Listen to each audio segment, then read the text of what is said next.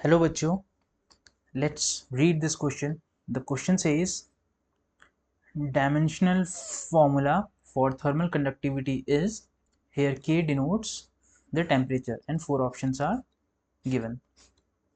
So let's start. पहले हम यहाँ की कॉन्सेप्ट क्रिएट करेंगे. की कॉन्सेप्ट. ओके, सो हम पहले हम थ्योरी पढ़ते हैं कि कैसे होगा. Consider a rod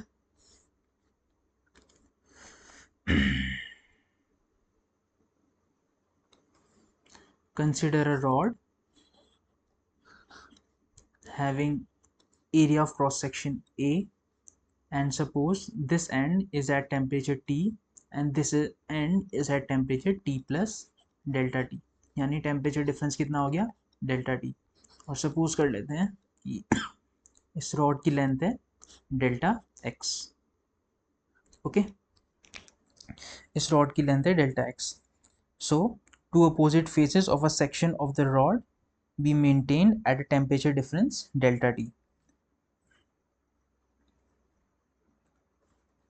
Now let A denotes area of cross section, area of cross section of the face. Delta x denotes the distance between two faces, and T be the temperature of cold face, and T plus delta T denotes temperature of hot face. So temperature difference कितना हो गया, delta T. Okay, now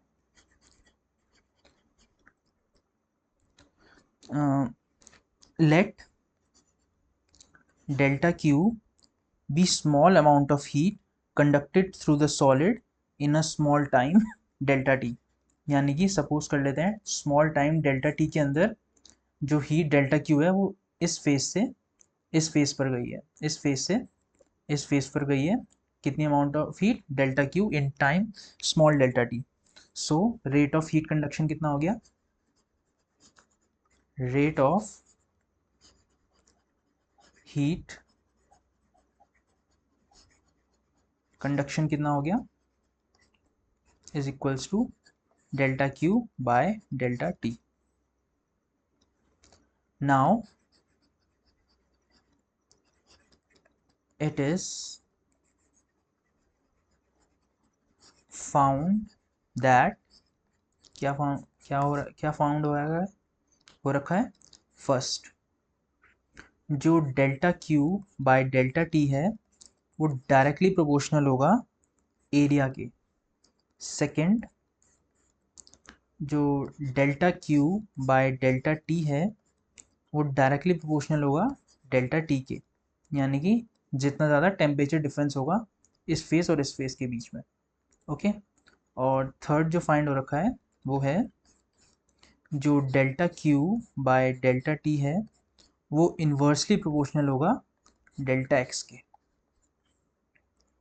यानी कि जितना ज़्यादा ये delta X होगा उतना कम रेट ऑफ हीट कंडक्शन होगा. ओके, उतना कम delta Q by delta T होगा जितना ज़्यादा डेल्टा एक्स होगा.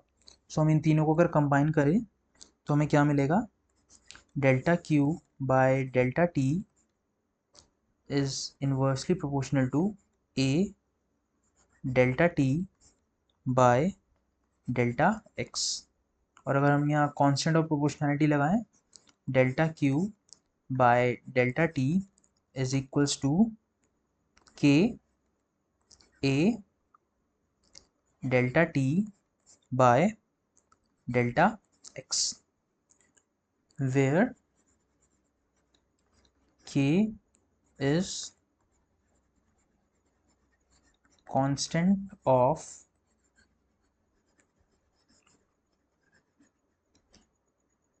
proportionality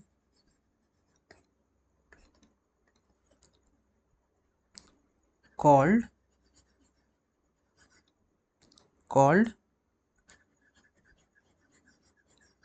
coefficient of thermal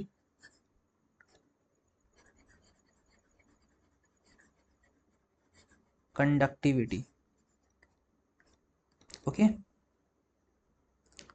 सो हम दोबारा लिखते हैं इस फॉर्मूले को। क्या हमने फाइंड किया था?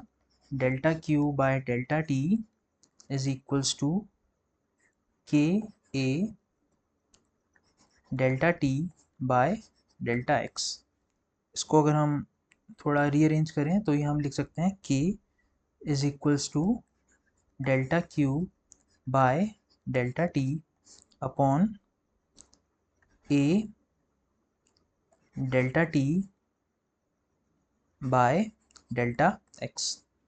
इसको थोड़ा और रीअरेंज करें अगर तो हम इसे लिख सकते हैं K is equals to delta Q delta X upon A delta T delta T. इसको हम नाम देते हैं इक्वेशन 1। अब हम इसके डायमेंशन फाइंड करना है तो इंडिविजुअल के डायमेंशन सही होंगे। तो डेल्टा क्यू क्या होता है? डेल्टा क्यू क्या है? एक्चुअली में हीट है, और हीट एक एनर्जी है। तो एनर्जी के डायमेंशन हमें पता है सेम एज हीट, एनर्जी और वर्क, सबके सेम डायमेंशन होते हैं। सो हीट एक एनर्जी है, सो एनर्जी के डायमेंशंस कितने होते हैं? mL2 T-2। Okay, delta x के डायमेंशन जो कि एक लेंथ है तो उसके डायमेंशन है L। एरिया, इसके डायमेंशन कितने होते हैं? L2। टेम्परेचर डेल्टा टी, इसके डायमेंशन कितने हैं? K। ये हमें गिवन था, K डिनोट्स द टेम्परेचर, तो हम इस टेम्परेचर के लिए K यूज कर रहे हैं यहाँ पे। ओके, और टाइम डिफरेंस डेल्टा टी, इसको टाइम किसे डिनोट होता है? T से, डायमेंशंस में। सो ये हम डिनोट करेंगे T से। अब हम सबको क्वेश्चन 1 में पुट करेंगे। So dimension of K is equals to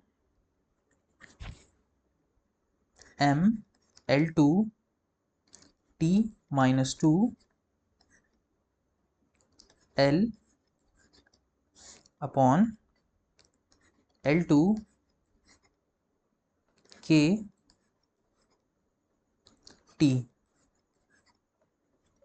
सो अगर हम इसको इवेल्युएट करते हैं, अगर इसे हम सिंप्लीफाई करते हैं अगर, तो हमारा आंसर आएगा mL T-3 K-1। तो ये हमारी किसकी डायमेंशन है? थर्मल कंडक्टिविटी की। mL T-3 K-1। अब हम ऑप्शन चेक करते हैं, तो हम देखेंगे फर्स्ट ऑप्शन है mL T-3 K-1। सो हमारा ऑप्शन ए ही करेक्ट है। Okay, so the final answer is option A. Hope you understood it well. Best of luck.